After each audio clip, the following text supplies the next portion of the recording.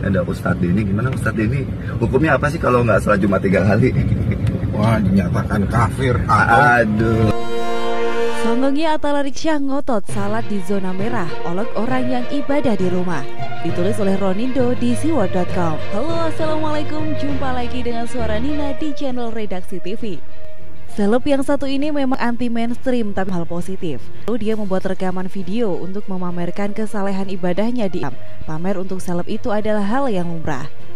Tapi cara pamernya itu di tengah situasi seperti ini malah bukan hanya pamer kesombongan secara spiritual.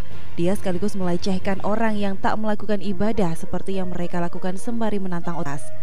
Atta Larik merekam aksinya dalam mobil sekaligus pamer ketololan alias kengototan untuk sholat di luar padahal areanya sendiri serta sholat itu sudah berada di zona merah.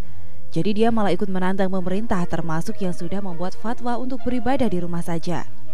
Si Atta Larik-Syah bersama beberapa orang termasuk seorang ulama bukannya menaati himbauan pemerintah untuk beribadah di rumah. Dengan ucapan yang berbau kesombongan, tingkahnya itu langsung memancing reaksi keras warganet.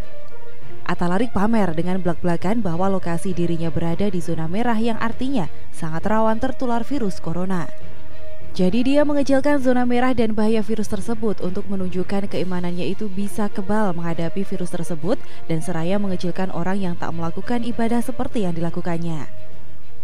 Kebetulan kami tinggal di daerah zona merah, ingin cari masjid mana yang masih buka, jadi sekalian ini masih setengah jam dari waktu beduk, kata Atta Larik dalam video yang diunggahnya pada Jumat 3 April 2020 di Instagram.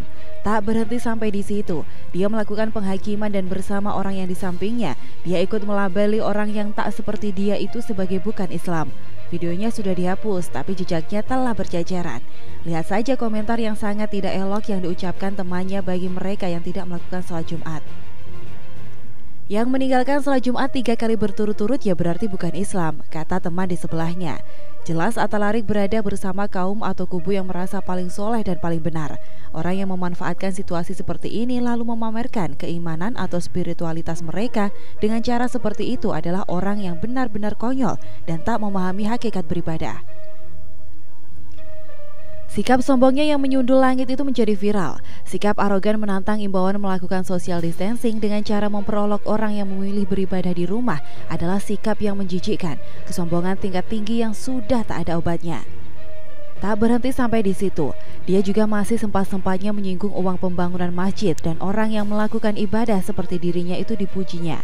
Tapi yang paling menyebalkan adalah pada minggu sebelumnya, dia terus menyinggung pihak yang melakukan himbauan untuk berada di rumah.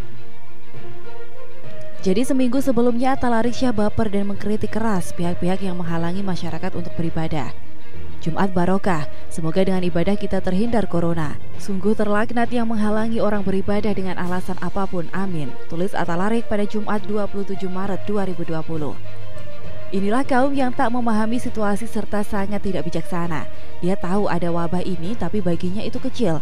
Ini adalah mirip dengan pandangan dari beberapa tokoh yang lintas agama dan juga memiliki kengototan yang sama. Sikap dan perilaku si Atta Larik-Syah ini jelas menuai hujatan dan kritikan netizen. Dia benar-benar sudah melampaui level nabi, bertingkah playing God artinya bermain sebagai Tuhan yang bisa menghakimi orang dengan cara yang sangat tak patut. Atta Larik adalah salah satu dari sekian seleb yang sudah ketularan pengajaran yang sangat tidak sehat. Berada dalam kumpulan yang rata-rata ya hasilnya begini. Memilih dan memiliki cara dan keyakinan untuk beribadah memang dijamin oleh negara, tapi kalau jadi benalu dan itu makin membuat kesombongan tanpa batas, jelas sudah sangat tidak bermanfaat. Ketika agama hanya jadi pembenaran diri dan dalam situasi ini benar-benar melampaui batas, bukan hanya menantang negara atau lembaga keagamaan yang ada, tapi sudah menantang dan mencobai Tuhan. Tinggal tunggu saja kabar selanjutnya. Moga-moga sehat. Kalau sampai kena, netizen pasti akan menanggapi lagi dengan cara yang makin kejam.